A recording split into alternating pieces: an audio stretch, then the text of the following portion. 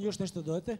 Pa mi iz razvojnog tima otprilike krili smo o čemu se radi, međutim koristimo priliku zato što je emisija specijalna, da otkrijemo našim gledalcima o čemu se radi.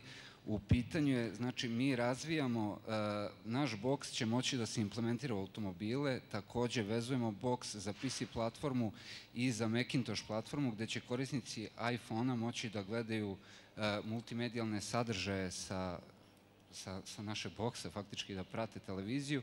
Takođe imamo varijante wireless, tako da će svi moći da se priključe na boks, da prate sve te kanale i sve te stvari bez kablova i to je ovako jedna specijalna stvar. Dobro, sad ko je razumeo i ko se razume u tehniku, znači da je ovo čudo tehnike.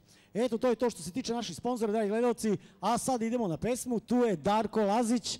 Sad ću vam reći odmah i šta će otpevati, ali pre toga, telefone u ruke licitiramo pun džak para na 3777, pun džak para na 3777, od 30.000 do 130.000 pobednik dobija, drugi dobija automobil, ostali osmoro do 10. mesta dobijaju LCD televizore. A naše nove zvezde Granda snimaju po jednu staru pesmu kao što su to radile i one